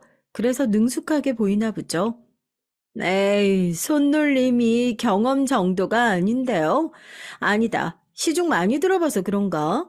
형님 학창시절 친구들 심부름이나 하던 그런 찐따 아니었어요? 시중이 몸에 아주 배어 있는데요. 제가 다니는 학교에선 그런 학생이 전혀 없었는데 동서는 있었나 봐요. 우리는 공부하기 바빠서 그런 유치한 장난을 칠 정신이 없었거든요. 그리고 같은 동기끼리 심부름을 시키다니요. 그런 일은 더더욱 있을 수 없죠. 동서는 있었나 봐요. 어느 쪽이었어요, 동서는? 시키는 쪽? 아니면 심부름하는 쪽? 전 동서의 비아냥거림에 참지 못하고 결국 웃으며 물었습니다. 어느 쪽이라고 대답하기 어려운 질문에 동서는 아랫입술을 깨물고는 저를 노려봤죠. 살벌해진 분위기에 죽어나가는 것은 다른 식구들이라 미안한 마음이 들기도 했지만 그냥 당하고만 있기엔 동서가 선을 넘기 시작했죠. 하지만 그 정도는 정말 이제 아무것도 아니더군요. 메인 음식이 들어오고 나서 동서의 행동은 진짜 제대로 한 방 때려주고 싶을 정도였습니다. 전 갑각류 알레르기가 있어서 컨디션에 따라 조심하는 편이었어요. 그런데 메인이 해산물만 있더라고요. 난감했죠. 좀처럼 음식에 손을 못 대고 있자 동서가 묻더라고요. 형님, 왜 안 드세요? 어떻게 먹는지 모르시겠어요? 이런 음식은 형님 드셔볼 일이 없으셔서 힘드시죠? 제가 한 수 가르쳐 드려요? 저번에도 말씀드렸는데 제가 갑각류 알레르기가 있어서요. 신경 쓰지 말고 들어요. 말 잘하셨네요, 형님. 사실 제가 그때도 묻고 싶었는데 진짜 알레르기 맞아요? 그냥 못 먹어봐서 그런 건 아니고요. 원래 사람이 평소에 겪어보지 못한 일을 겪으면 몸이 놀라서 반응이 올라오기도 하잖아요. 형님이 그런 걸 착각하시는 거 아니에요? 재수 씨, 말씀이 과하시네요. 이 사람에 대해서 뭘 아신다고 그렇게... 여보, 잠깐만요. 동서는 참 말 기분 나쁘게 하는 재주가 있네요. 절 어떻게 보셨는지 모르겠지만 해산물을 먹지 못할 환경은 아니거든요. 그리고 동서는 알레르기에 대한 상식이 없어도 어떻게 이렇게 없을 수가 있는지 정말 어처구니가 없네요. 그게 경험 때문인 것 같아요. 울컥한 남편이 나서는 것을 막아선 전 다소 공격적인 어투로 동서에게 말을 했습니다. 그러자 동서가 큰 소리를 내면서 수저를 놓더라고요. 그리고는 지금 여기 이 자리에 와서 식사를 하는 것이 누구 덕분인데 큰 소리를 내느냐고 했죠. 전 동서가 준비한 것은 알겠지만 상대방에 대한 배려가 부족한 것도 사실이 아니냐고 받아쳤습니다. 맞잖아요. 제가 갑각류 알레르기가 있는지에 대해 모르고 있던 것도 아니면서 이렇게 주문한 것이 저를 골탕 먹일 생각이 있는 것이 아니고서야 말이 안 되는 일이잖아요. 전 동서에게 숙소 문제로 마음이 상해서 이렇게 고의적으로 한 것이 아니냐고 물었습니다. 동서는 전곡을 찔린 것인지 잠시 주춤하더니 자신을 평소 어떻게 생각하는지 알겠다며 말도 안 되는 트집을 잡는다고 소리를 높였죠. 전 아니라면 미안하다고 형식적인 사과를 하고는 괜히 다른 가족들 식사에 방해되지 않도록 나중에 얘기를 하자고 했어요. 동서는 입술을 깨물고는 자신은 입맛이 없다고 하면서 벌떡 일어나 나가버리더군요. 시부모님 역시 숙소로 가서 좀 쉬고 싶다고 말씀하셨고요. 전 어른들 앞에서 나쁜 모습을 보였다고 죄송하다고 사과를 드렸습니다. 시어머니께선 망설이시다가 아무리 동서가 날뛰어도 시아버지 생각해서 참으면 안 되냐고 하셨어요. 네가 힘든 거 다 안다. 내가 미안하게 생각해. 그래도 좀 참으면. 참기는 뭘 참아. 그래도 할 만큼 했고 뭐 잘못한 것이 있다고. 됐다. 공장 때문에 참는 것도 한계가 있지. 나도 더 이상은 이렇게 못 살겠다. 공장 식구들 생각해서 참고 참았는데 아주 시어루는 눈에 보이지도 않는 모양이다. 시아버지께서는 고개를 절레절레 흔드시며 빨리 숙소로 돌아가자고 재촉하셨어요. 그렇게 여행의 마지막 날을 마무리한 가족들은 다음 날 동서가 먼저 한국으로 돌아갔다는 소식에 헛웃음을 지어야만 했죠. 그날 시아버지께서 하신 말씀이 거짓은 아니었는지 시아버지께서는 공장을 조금씩 정리하려는 움직임을 보이셨어요. 직원들 생일이며 직원들 가족까지 챙겨주시던 시아버지다 보니 정리하면서도 마음이 편하지 않아 보였습니다. 저 역시도 곁에서 그런 시아버지를 보는 것이 쉽지 않았고요. 되도록 친정의 도움을 받지 않을 생각이었는데 어깨가 처진 시부모님 뒷모습을 보니 안 되겠다 싶더라고요. 전 남동생에게 넌지시 시부모님 공장 얘기를 꺼냈습니다. 남동생은 좀 알아보겠다고 하더니 공장이 내실이 튼튼하고 제품이 좋기로 소문난 곳인데 자꾸 다른 곳에서 방해를 하는 것 같다고 솔직하게 말해주더군요. 본능적으로 그 방해하는 곳이 동선의 집안이라는 것을 알 수 있었습니다. 남동생은 충분히 거래처를 뚫어줄 수 있을 것 같다고 하면서 거래를 맡고 있는 그 방해물도 자신에게 맡기라고 했죠. 전 우리 집과 연관되어 있다는 사실이 알려지지 않도록 조심해달라고 당부 또 당부를 했답니다. 남동생이 공격적으로 나서준 덕분인지 동서를 한동안은 보기 힘들었어요. 서방님 말씀으로는 회사 내부적으로 많이 바쁘다고 하더라고요. 저는 내심 고소한 기분이 들었습니다. 동서 얼굴 안 보고 사니까 진짜 편하더라고요. 그렇게 얼마의 시간이 흘렀을까 저희 부부에게 새로운 소식이 도착했어요. 아이가 생긴 것이죠. 원래는 첫째를 생각해서 아이를 낳는 것을 망설였는데 첫째도 저를 진짜 엄마로 알고 자라는 중이라 너무 신경 쓸 것까지는 아니라는 판단이 들었습니다. 물론 나중에 진실을 알게 된다고 할지라도 지금의 유대감이라면 큰 문제는 없을 것이라고 생각했죠. 그래서 둘째 계획을 세웠는데 이렇게 빨리 들어설 줄은 아무도 몰랐어요. 친정 식구들은 말할 것도 없고 시댁에서도 뛸 듯이 기뻐했습니다. 미운 3살이라고 사고치기 바쁜 우리 첫째도 엄마 뱃속에 동생이 있다는 사실에 엄청 좋아했고요. 제가 임신을 했다는 소식을 기뻐한 사람 중에서 초등학교 때부터 줄곧 단짝이었던 친구도 있었는데요. 친구가 오랜만에 마사지를 받지 않겠냐고 하더라고요. 결혼하기 전엔 마사지 샵도 자주 다녔는데 결혼 이후엔 시간 내기 힘들어서 나가지 않았거든요. 제가 초반에 말씀드렸다시피 공방을 운영하고는 있었지만 제 본업은 따로 있었는데요. 바로 친정 어머니께서 하시던 일을 대신하는 것이었죠. 친정 어머니께선 뷰티 관련 일을 하셨는데 건물 하나에 머리부터 발끝까지 뷰티에 관한 모든 것을 누릴 수 있도록 층층이 샵을 넣어둔 매장을 여러 지점으로 가지고 계셨어요. 그중 한 곳이 강남에 있었는데 그곳은 특별히 고급화 전략으로 만든 곳이라 회원권이 있어야만 입장이 가능한 곳이었답니다. 친정 어머니께선 저더러 틈나는 대로 매장을 돌아다니며 확인하라고 하셔서 내키진 않지만 대학생 때부터 부지런히 다녔어요. 남편에게도 말하지 않은 일이죠. 전 어차피 볼 일도 있고 해서 친구와 함께 매장을 방문했습니다. 오랜만에 친구와 함께 나와서 그런지 기분이 좋더라고요. 층별로 돌아다니면서 체크를 하고 드디어 마사지 샵으로 들어갔죠. 그리고 거기서 동서와 딱 마주치게 됐어요. 동서는 저를 보고는 엄청 놀란 얼굴을 하더라고요. 저 역시도 마찬가지였고요. 동서가 여길 다닐 것이라고는 전혀 생각하지 못했거든요. 친구는 누구냐며 제게 물었습니다. 어머, 형님을 여기서 뵙네요. 형님하고는 제일 안 어울릴 것 같은 곳에서 뵙게 되다니 의외라고나 할까? 형님은 여기 어떻게 오셨어요? 설마 마사지 받으러 오신 건 아니죠? 마사지샵에 오는데 다른 이유가 있나요? 당연히 마사지 받으러 왔죠. 그러는 동서는 이 시간에 여기는 무슨 일이에요? 지금 회사 있을 시간일 텐데. 저희 회사야 저 없어도 잘 굴러가는 곳인데요, 뭘. 그런데 여기 지금 마사지 받으러 오셨다고요? 형님이요? 동서는 충격적이란 얼굴로 저를 보고는 곁에 친구에게 눈길을 주었죠. 친구는 제게 귓속말로 왜 자신을 기분 나쁘게 쳐다보느냐고 재수없다고 중얼거렸어요. 전 터져 나오려는 웃음을 참아가며 동서에게 마사지 받으러 왔으면 잘하고 가라고 말하고는 자리를 벗어나려고 했죠. 그런데 동서가 저 들으라는 식으로 엄청 크게 말을 하더라고요. 매니저, 여기 회원제라고 해서 왔더니만 관리가 엉망인데? 개나 소나 다 받아주고 그렇지 않고서야 우리 형님 같은 사람이 여기 온다는 것이 말이 안 되잖아?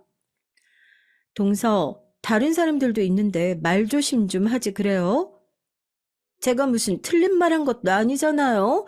회원권 비싸게 끊고 여길 이용하는데 다른 사람이랑 똑같은 대접 받으면 좋겠어요? 상상하고 싶지도 않지만 형님 혹시 무료 쿠폰 있어서 들고 오신 건 아니죠?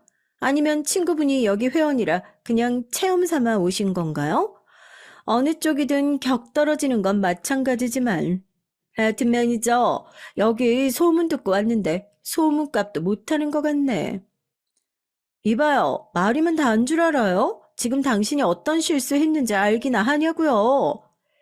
가만히 듣고 있던 친구가 화를 내며 말했지만 동서는 들은 척도 하지 않았습니다. 그리고는 괜히 여기까지 나왔다고 말하며 매니저에게 이런 고급 마사지 샵에서 무료 쿠폰이나 뿌릴 줄은 몰랐다고 투덜거렸죠. 매니저는 당황한 기색이 역력했습니다. 제가 누군지 이미 아는 사람으로서 당연한 반응이었죠. 그때였습니다. 어머, 아가씨, 아니다. 이제 사모님이라고 불러야죠. 사모님, 여기는 어떻게 오셨어요? 아, 미리 연락이라도 좀 주고 오시지. 왜 그냥 오셨어요? 섭섭하게. 이 대표님, 오랜만이에요. 바쁘시다는 얘기 들었거든요. 새로 지점을 내는데 이 대표님께서 하신다면서요? 그래서 다음에 여유 있으실 때 연락드리려고 했죠. 사모님 소식은 들었어요. 회장님이 아이를 가졌다고 엄청 좋아하시더라고요. 임신 초기인데 힘든 건 없으시고요. 나오신 김에 다리 마사지 좀 받고 가세요. 아우, 피부는 왜 이렇게 거칠어지셨대, 속상하게. 이 대표님은 제가 처음 어머니 일을 대신할 때부터 도움을 주셨던 분이라 제게는 특별한 의미를 가진 분이셨죠. 저희 친정 어머니가 이 대표님의 생명의 은인이나 다름없다고 하시면서 아가씨라고 부르기는 했지만 저를 조카 보듯 보셨던 분이랍니다. 오랜만에 만난 이 대표님과 반갑게 대화를 나누는 모습은 동서에게 큰 충격이 됐죠. 힐끗 쳐다보니 입을 떡하니 벌리고 있더라고요. 상냥하게 저를 맞이해주던 이 대표님이 갑자기 정색을 하고는 동서를 보더니 제게는 시선도 주지 않고 말씀하셨어요. 그런데 사모님, 이 사람 아는 사람인가요? 우리 매장에 불만이 많은 것 같은데 어떻게 사모님, 제가 아주 강남에 발도 못 붙일 정도로 영구 제명시켜버릴까요? 다른 지점도 사모님 말씀 하나면 바로 그러겠다고 할 텐데 말이죠. 형님, 이게 지금 무슨 형님 아니죠? 이런 대단하신 분이랑 형님이 알고 지낼 주제가 아니잖아요. 형님 같은 사람이 어떻게... 동서, 상황 판단이 아직 안 되나 봐. 대표님 얘기 못 들었어? 이 손님 끌어내. 내가 손님이라고 다 같은 손님 아니라고 말했지. 당장 사람 불러. 매장 분위기 흐리게 뭐 하는 거야? 동사는 제 손을 붙들고는 이게 다 무슨 소리냐고 하면서 어떻게 된 일인지 해명하라고 했지만 저는 팔을 뿌리쳤죠.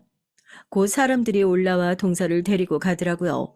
가는 도중에도 동서는 저를 부르면서 말도 안 되는 상황이라고 소리를 질렀고요. 마사지를 마치고 집으로 왔더니 동서가 먼저 도착했더라고요. 다른 가족들까지도 집에 다 들어와 있는 모습에 전 속으로 혀를 찼죠. 제가 들어오자마자 동서는 저를 손가락질하면서 제가 가족들을 다 속이고 뒤로 딴짓을 하고 있다고 말했어요. 전 그런 동서를 무시하고는 방으로 들어가 서류 몇 가지를 챙겨 나왔죠. 전 가족들에게 그동안 차마 말하지 못했던 것을 솔직하게 고백했습니다. 남편을 어느 정도 알고 있었지만 제가 금수저 물고 태어난 정도일 거라고는 조금도 생각하지 못한 눈치였어요. 전 가족들에게 그래봤자 다 부모님 재산이지 제 것은 아니라고 확실히 말씀드렸습니다. 망측하게 식구들 속이고 들어오다니. 어머니, 가만히 두고 보실 건 아니죠? 우리한테 피해 준 것도 없는데 무슨 큰 문제라고. 그네 말대로 그 재산이 우리랑 무슨 관계가 있어서. 아버님, 그렇게 나오시면 안 되죠. 지금 우리를 속였잖아요. 어떻게 그걸 넘어가실 수가 있어요. 처음부터 거짓말로 시작했는데. 그런 동서는 뭐가 얼마나 떳떳하다고 그런 말을 하는데요. 내가 이 자리에서 동서가 무슨 짓을 했는지 다 얘기해 볼까요? 동서는 제 말에 잠깐 멈칫하긴 했지만 곧 자신은 떳떳하다고 말했죠. 전 숨겨놨던 자료를 꺼내며 말했습니다. 아이의 친모에게 동서가 저지른 끔찍한 만행들 말이죠. 임신한 순간부터 시작해서 사람들이 모르는 곳에서 겁을 주고 괴롭히고 심지어 아이가 태어나서도 친모의 가족을 인질로 삼아 끊임없이 괴롭혔다는 그 모든 증거들을 내밀었습니다. 언니가 넘겨준 자료들은 그런 디테일한 부분까지 다 조사가 되어 있더라고요. 그 때문에 시간이 오래 걸리기도 했고요. 아이의 친모는 동서의 괴롭힘에 결국에는 정신을 놓고 병원에 입원한 상태였습니다. 남편은 그 소식을 처음 알았는지 몸이 휘청거리더라고요. 동서는 자신은 모르는 일이라며 꾸며낸 것들이라고 했지만 이미 가족들의 눈은 차갑게 식어 있었습니다.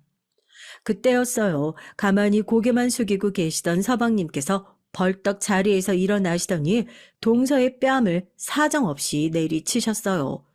그 소리가 어찌나 큰지 방에 잠들어 있던 아이가 놀래 울음을 터뜨릴 정도였답니다.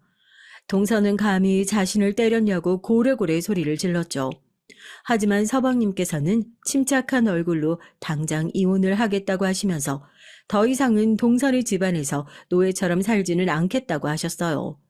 동서는 다들 미쳤다고 외치며 가만히 두지 않겠다고 했지만 이미 남동생의 도움으로 충분히 자립할 여건이 만들어진 시아버지의 공장은 더 이상 동서가 겁을 주는 도구로서의 역할을 하지 못했답니다. 어디서 그런 힘이 나오시는 것인지 서방님께선 동서를 질질 끌고는 밖으로 내보냈고 저희는 그런 모습을 가만히 보고만 있었죠.